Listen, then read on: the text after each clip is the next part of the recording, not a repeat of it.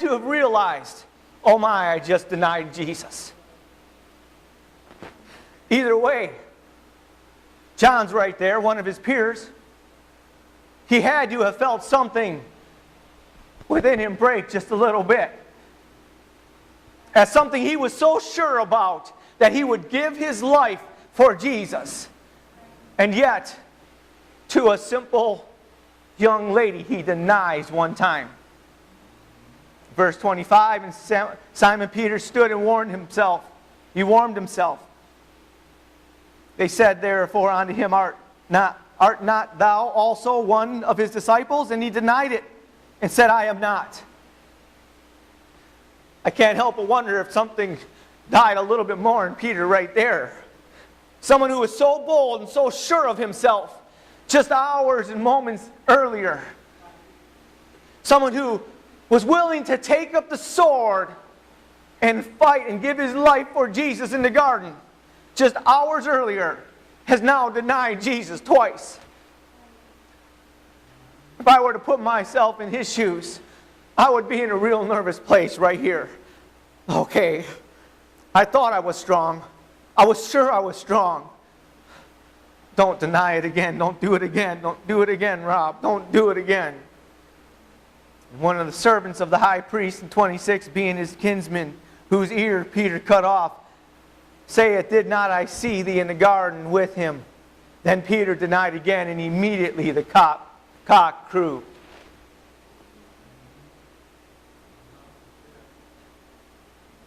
I believe that there was a surety in Peter.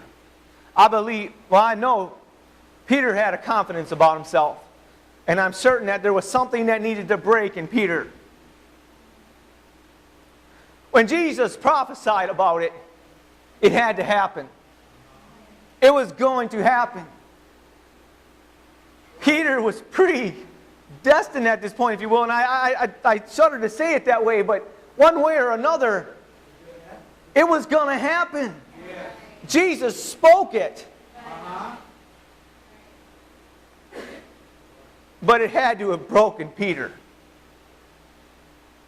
And so, I don't typically skip over all of the death, burial, and resurrection. But Jesus appears multiple times after the resurrection. And he appears unto the disciples 3 times in particular. And it's interesting to me how Peter's not jumping out and speaking out like he normally does. And Jesus is addressing them, and he addresses even in particular in one moment or one time or one instance, he addresses Thomas. But I don't see an addressing of Peter. Peter's quiet. Peter's noticeably quiet. Oh, Jesus. And we find them shut up. They're locked. They've locked themselves up in one of the times when Jesus appears unto them because they were fearful. They were in a time of uncertainty. There were a lot of things Jesus had told them and taught them, even about the fact that he must die, that he must go through this. And yet they, for whatever reason, didn't quite understand all of it or didn't quite all remember it all. And so there's times of understanding that happen over the course of the span of time between the crucifixion and Pentecost. And so I believe we find Peter here in our opening text at a place where there's uncertainty.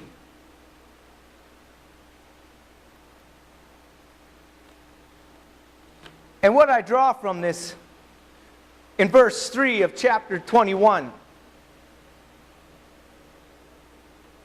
sometimes we find ourselves in times of uncertainty. Even after we've answered the call, there's times of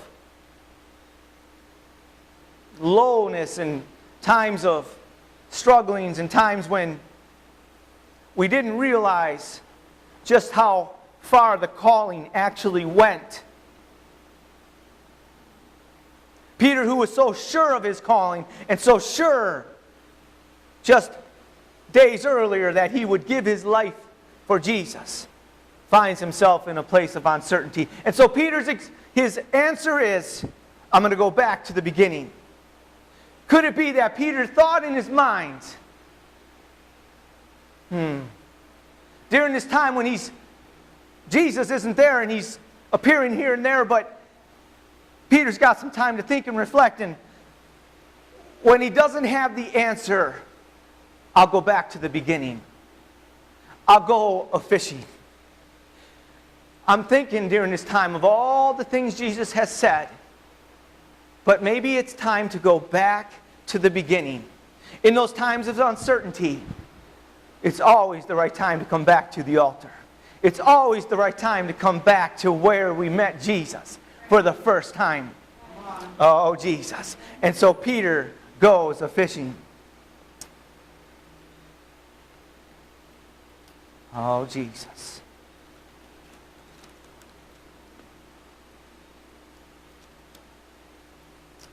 Oh, Jesus. Now I'm pulling out all my stops.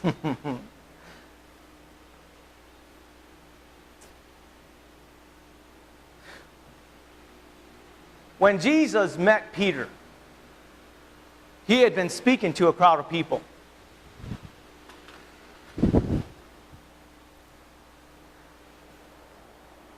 And we know that Peter, James, and John, they were partners. And so they had more than one boat. And they had been out fishing all night long. And they caught nothing. Now these were experienced fishermen. This is what they did for a living. Matter of fact, they had probably been doing this since they were just knee-high to a grasshopper, Brother Smith. Their fathers, more than likely, were fishermen. They knew how to fish. They knew where to fish. And they had been all night fishing and caught nothing. And here Jesus is teaching. And so, after a hard night's work, fishing all night long, Peter's on the seashore. He's mending his nets, preparing for the next night. But they've already been out all night, probably thinking about how good it's going to feel to just go sleep off the last night that was fruitless, fishless. Don't make no money not catching any fish. Don't pay the bills not catching fish. No, you don't catch the fish, you don't eat. I'm just going to sleep this one off. But Jesus has different plans. And Jesus calls Peter and says, Peter, let's take this boat back out. Take it out a little ways. Jesus had different plans. And so Peter takes him out. And it's interesting how, as the story progresses and goes on, Jesus says to him at one point, take us out into the deep and cast your nets with an S, plural. And Peter's willing to do it, but he kind of gives a little bit of excuse, because realize that out in the deep isn't where Peter would have fished. Out in the deep wasn't where he would have necessarily dropped his nets. His nets would have only had so much length to drop down. It wouldn't have been out as far as Jesus was telling him to go. But when Jesus tells us to go, it's always the right answer to listen. And so Peter goes and he does it nevertheless. In the words even in there, nevertheless he goes and he drops a net. Now Jesus had said drop nets. Peter drops a net. And we know how the story goes. He starts to bring the net up, but there's more fish than that one net than even his boat could contain. And so he calls out to the other boat, John, bring that other boat. Get it over here. And they fill both boats. And they're both sinking. That's how great the catch was. And then you find Peter. Now bear in mind, Peter and James and John, they're all partners. But Peter's the one who just grabs a hold of Jesus' feet in awe of what just happened. In awe of the miracle. And once again, we see a response out of Peter. And yet, the response from John, it's not recorded. Because Peter, there was something about Peter, but there was something about John. And it was from that point in time that Jesus called them forward. It was that day they left their nets and they left their boats. And so, in that time of uncertainty, Peter's answer was, let's go a-fishing. It's always good to go back to the beginning. And the wind is blowing again.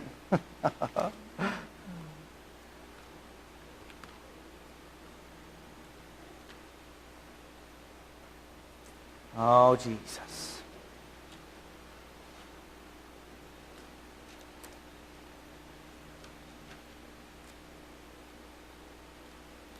I apologize, it blew my...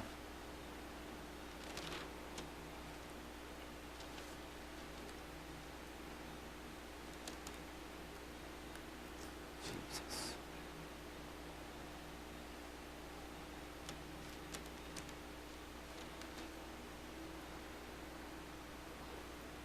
So the story goes on. They go a-fishing. They said unto him in verse 3, we also go with thee. They went forth and entered into a ship immediately, and that night they caught nothing. Now right about this time, I can't help but wonder if Peter's starting to reminisce. Okay, yeah, I went back to the beginning. In the beginning when I met Jesus, I caught nothing. This might be a good thing. Caught nothing after toiling all night long. They've gone a-fishing, they've caught nothing. Verse 4, but when the morning was now come, Jesus stood on the shore, but the disciples knew not that it was Jesus. And then Jesus saith unto them, children, have ye any meat? And they answered him, no. And he said unto them, cast the net on the right side of the ship, and ye shall find. So reminiscent of the time they first met. And I can't help but wonder, is Peter starting to get it yet? Is Peter starting to get it yet? It was Peter's idea to go fishing. So they cast therefore, and now they were not able to draw it for the multitude of the fishes. Jesus is doing the same exact thing. Therefore, that disciple whom Jesus loved, this would be John. It wasn't even yet, Peter hasn't even recognized yet. Even though it was Peter's idea to go fishing, it was John. You see, there was something about John. John was always with Peter. Where Peter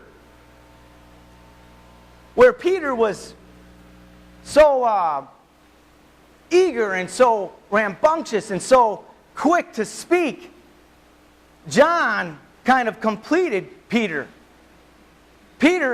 John was the one that was more, he was beloved. He was the one that quietly snuggled up to Jesus.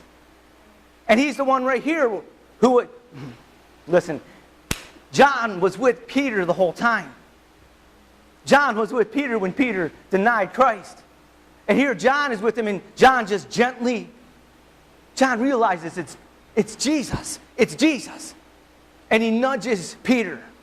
Peter, it's Jesus. Peter, it is the Lord.